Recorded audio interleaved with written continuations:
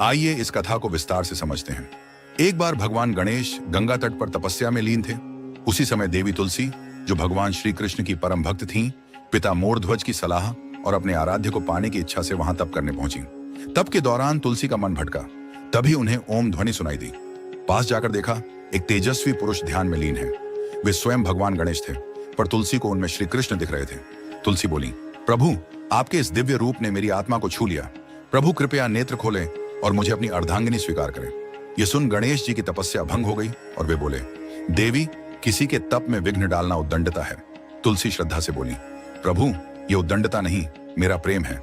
जन्मों से आपके प्रेम में हूं। अब और प्रतीक्षा नहीं, मुझे स्वीकार करें प्रभु। गणेश जी बोले, ये प्रेम नहीं देवी, ये मन का भ्रम है। मैं और प्रभु श्री कृष्ण यद्यपि एक ही तत्व के दो रूप हैं, फिर भी एक दूसरे से भिन्न हैं। तुलसी ने विनम्रता से कहा, प्रभु, ये भ्रम नहीं, मेरा निस्वार्थ प्रेम है। जो मुझे सत्य प्रतीत हो रहा है, आप ही मेरे कृष्ण, मेरे आराध्य हैं।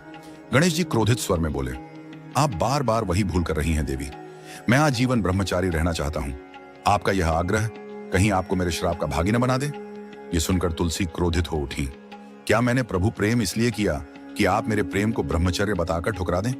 यदि मेरा श्री कृष्ण के प्रति प्रेम सच्चा है, मेरी श्रद्धा निष्कलंक है, तो मैं आपको श्राप देती हूं। आपका ब्रह्मचर्य भंग होगा और आपके शीघ्र 2 विवाह होंगे। गणेश जी भी यह सुनकर क्रोधित हो गए। देवी, आपने अनेक भूलें की हैं, लेकिन सबसे बड़ी भूल यह है कि जिन श्री कृष्ण को आप आराध्य मानती हैं, उनके होते हुए आपने किसी और को विवाह प्रस्ताव दिया और फिर मुझ ब्रह्मचारी को 2 विवाह करने का श्राप दे डाला।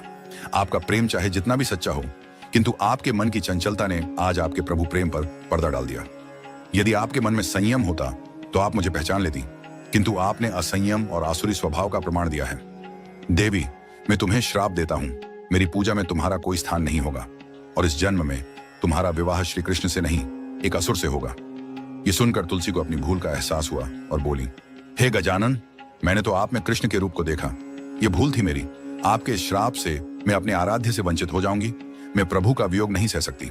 कोई और दंड दे दीजिए, पर कृपा करके यह श्राप वापस ले लीजिए। गणेश जी बोले, देवी, श्राप वापस नहीं लिया जा सकता, पर तुम्हारे प्रेम और पश्चाताप से प्रसन्न होकर मैं तुम्हें वरदान देता हूं। अगले जन्म में तुम तुलसी पौधे के रूप में पृथ्वी पर जन्म लोगी। तुम्हारा विवाह श्री कृष्ण के एक स्वरूप शालिग्राम से होगा और तुम घर घर पूजी जाओगी, लेकिन मेरी पूजा में तुम्हारा स्थान वर्जित रहेगा। तभी से तुलसी दल गणेश पूजा में वर्जित है, जबकि श्री कृष्ण की पूजा में अत्यंत पवित्र मानी जाती है। यह पावन कथा कैसी लगी? अपनी राय कमेंट में जरूर दें। वीडियो को लाइक, चैनल सब्सक्राइब और बेल आइकन दबाना ना भूलें, ताकि हर पावन कथा आप तक पहुंचे। सभी मिलकर बोलो, गणपति बप्पा।